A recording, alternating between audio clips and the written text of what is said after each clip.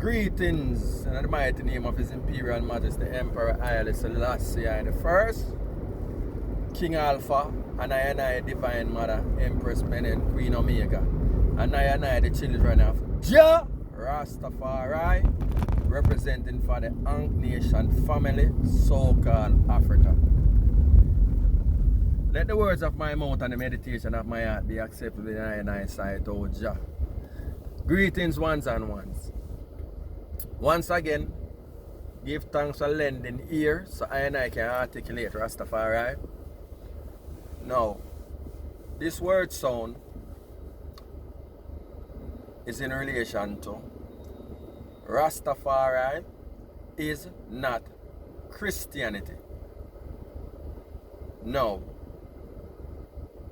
as usual, the foundation have to be laid within the knowings and the practicality of Rastafari. So when I articulate Rastafari is within that realms of laying the foundation and establishing what Rastafari is. Rastafari is the spirit of resistance, birthed from that diabolical enterprise called the transatlantic slave trade that brought captives and turned captives into slaves. What we mean by when we say them turn captives into slaves? They went to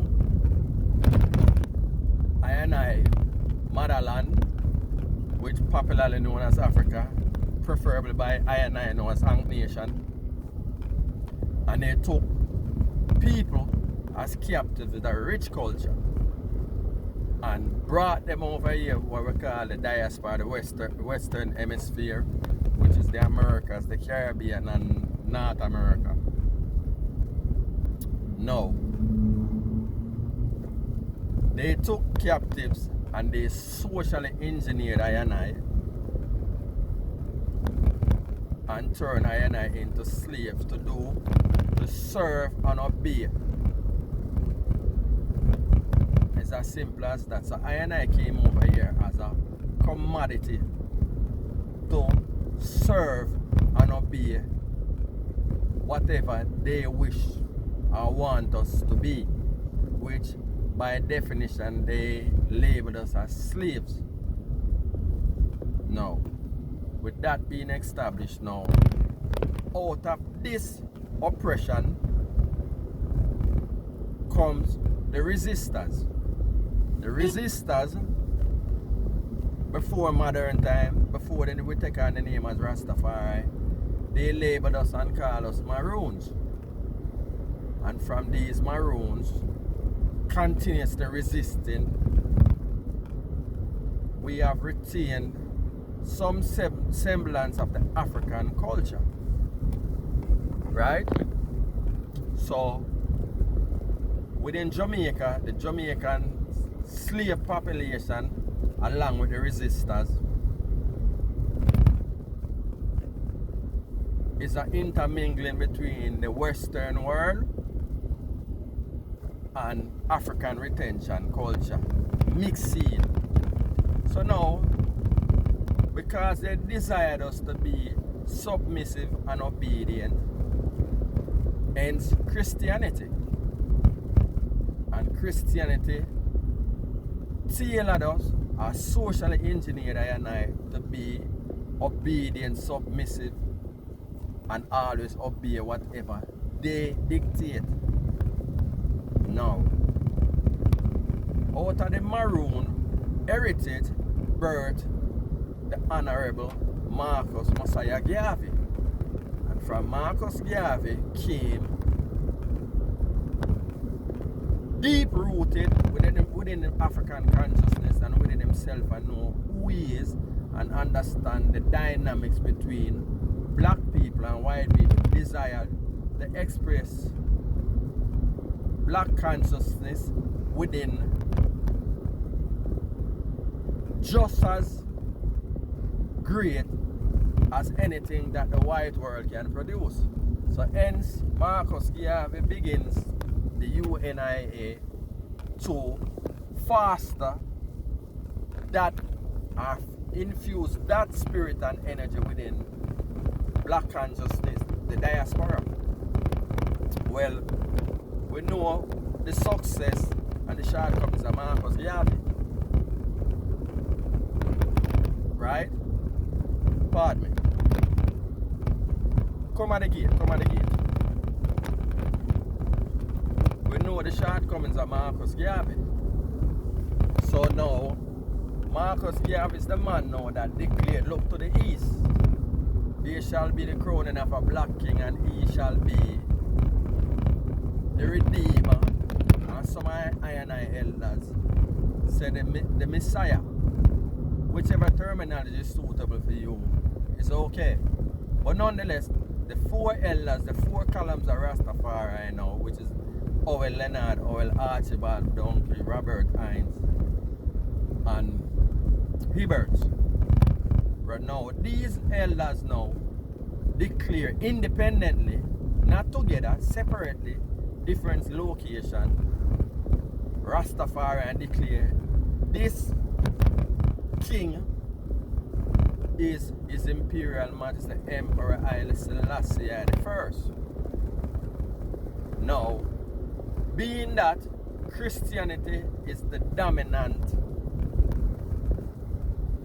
or the Bible is the only book was allowed for slaves to read, or with the preacher, because most of the time slave can't read anyway. One or few of them where, let's say them special, we learn or gain the ability to read, and some of the masters them is not as diabolical as most of them teach the good slave. Now, out of that now, the Bible became the tool and the go-to in relation to God via Christianity. Now the elders them going at the Bible now and them find the Revelation 19 verse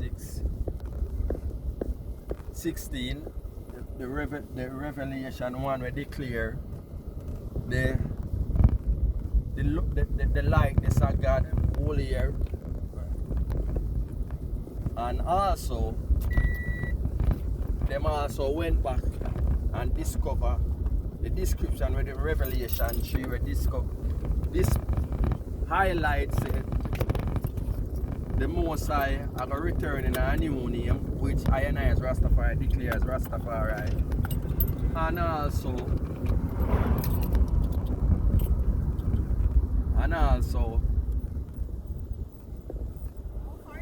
yeah. And also, you have Revelation 5 verse 5 where declare the bloodline which the lion of the tribe of Judah, the root of David, shall break the 7 seals thereof. But Psalms 87 now declares, behold, I made mention of Rahab and Philistia, but this Ethiopia, this man was born there. Now that are the most interesting for me, because a lot of ones and ones, enough time here, ones and ones try to discredit that part there, wherein this man in Ethiopia, and up to now, them not giving nothing that makes sense other than what Rastafari declare. So this is the root. So Rastafari now is the spirit of resistance, and we decide and declare who we are and who our God is. And this is what Rastafari is about. Now, Christianity in of itself is another, another resistance to God. This now is within the Jews, them resistance to Roman occupation and domination. And out of that desire, they was looking for them greater David, the return of David, the Messiah, them warrior. And out of that, now that 2,000 years ago, the man called Jesus the Christ manifests. Or some say Yahshua. And out of that now, Christianity was birthed. So therefore Christianity Christianity is another resistance to domination and occupation, but this time it's just from the Judean perspective. And the Roman intelligentsia intercept Jewish school of thought, revolutionary school of thought, and pacify it out and create Christianity using the one name, the agent where them call Paul, or Paul the Apostle, where them use and write the New Testament, and out of that book now you find scriptural pronouncement with support when they hear them talk about slave obey your master and all of those things.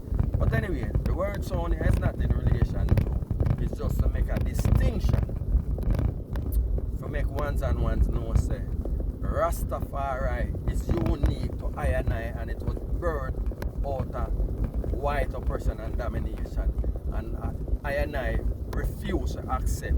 So now I reclaim I identity through Ethiopia, which is the mother for civilization, and the anciency through His Imperial Majesty Emperor Haile Selassie, representing the divine. So how we come to declare His Majesty as divine? Because they gave us a book that them says the word of God, and out of that book declare His Majesty. And this is the theology or the Rastology where Rastafari manifests. So we don't want ones and ones to confuse Rastafari as Christians. Rastafari extract ancient principle from the book what them call the Bible, because the principle of a virgin birth is not new, it's not synonymous with only Christianity. You have the Isis and Horus, the Egyptian theology of Isis, Horus, and Osiris. And you have the many other cultures deal with the virgin birth and the Trinity.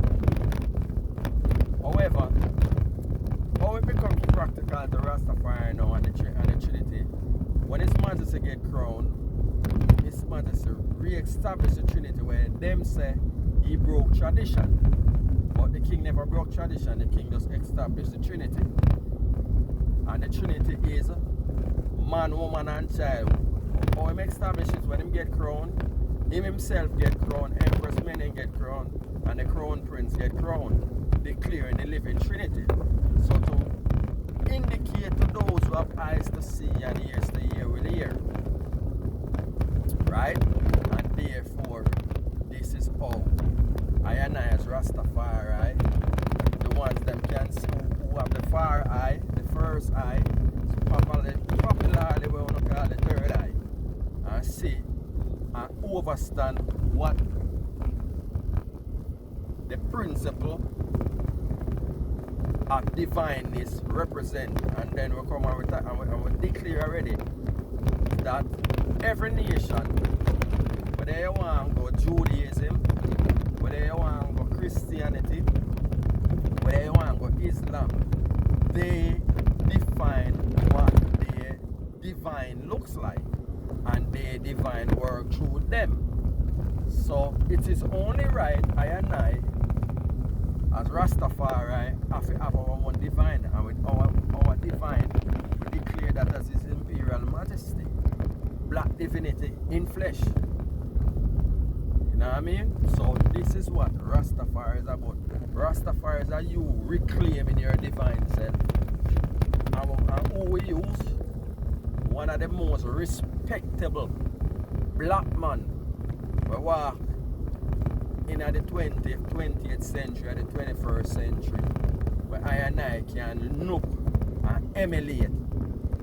Respectable, firm and fearless, and highly intelligent. So this is what Rastafari is all about. I reclaiming I identity. And this again, this is why I make this sound enough to clarify again, because throughout I word sound, I will keep repetitively repeating such sound for the ones and ones them, because this word sound is for the young ones them, you know. And I want them to stand up in a Rastafari and a knowings.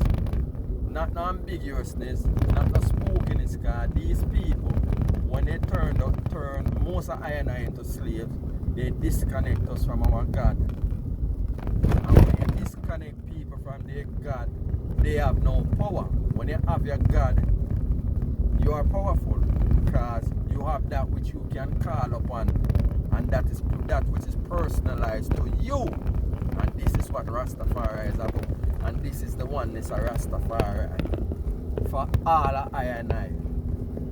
Caribbean, African unity. Rastafari oneness. And this is the tool for I and I liberation, breaking mental slavery, representing the knowings and the practicality of doing. Because when you know, you can do, and when you can do, once you start do, then you fix. Because all of that is about is you know, knowledge is power, knowledge of self is power. Know thyself. Rastafari is I and I own. None never gave it to us. See it? It is manifested out of oppression and domination, white supremacy. And I refuse to accept. So this is I and I in fullness. So once again, Jah Rastafari without apology. Sealer.